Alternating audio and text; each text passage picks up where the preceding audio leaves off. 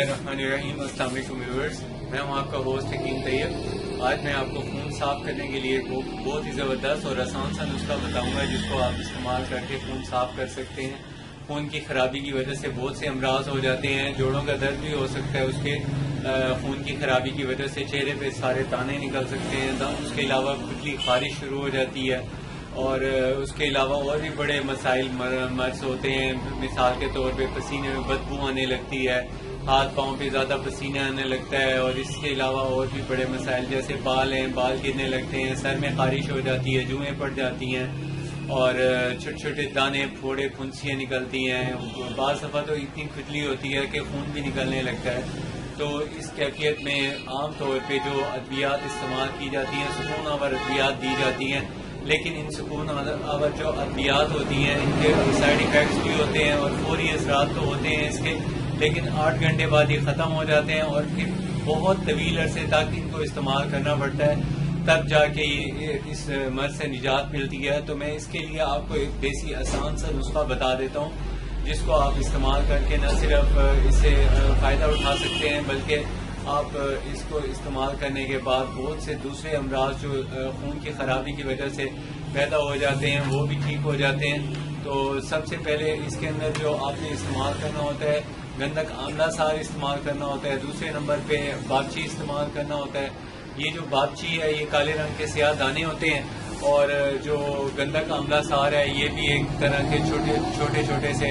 ٹکڑے ہوتے ہیں اس کے، اور اس کے اندر ہم نے ڈالنا ہوتا ہے 1 تولہ اجوائن ڈالنی ہوتی ہے۔ یہ 3 اجزاء ہیں اس کے، ان کی جو مقداریں ہیں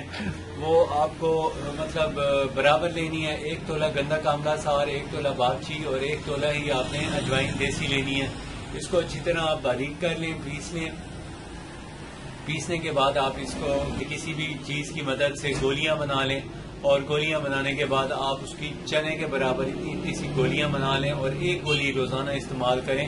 اگر مرض شدید ہو تو پھر 2 ٹائم استعمال کریں، اگر مرض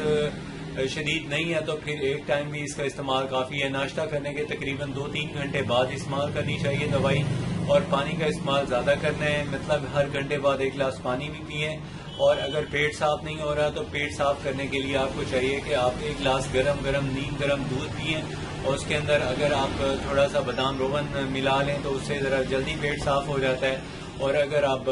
دودھ وغیرہ نہیں ہضم ہوتا تو پھر آپ کو چاہیے کہ آپ تھوڑی سی وہ لے لیں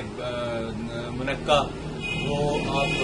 بیج نکال کے وہ کھا لیں، اس سے بھی پیٹ صاف ہو جاتا ہے۔ تو جو بھی آپ کو آسانی سے سہولت ہو، ویسے تو نیم گرم پانی کا 1 گلاس پی لینے سے بھی پیٹ صاف ہو جاتا ہے، یا لیمو کی شکنجبین ہوتی ہے جو، وہ آپ نیم گرم 1 گلاس پانی لیں، اس کے اندر آدھا لیمو نچوڑ کے نیم گرم ہلکا نمک ملا کے پینے سے تقریباً آدھے گھنٹے کے اندر واک کرنے سے پیٹ صاف ہو جاتا ہے، ہر قسم کی قبض ٹوٹ جاتی ہے۔ تو اس طرح آپ نے اپنا پیٹ بھی صاف رکھنا ہے، اور خون صاف کرنے کے لیے آپ نے یہ نسخہ ضرور استعمال کرنا ہے۔ اور اگر میری آپ سے ریکویسٹ ہے کہ میرا چینل آپ نے ابھی تک سبسکرائب نہیں کیا تو پلیز سبسکرائب کر لیں، اور اگر آپ کو میری ویڈیو اچھی لگی ہو تو پلیز لائک شیئر ضرور کیجیے گا۔ اپنی صحت کا خیال رکھیے۔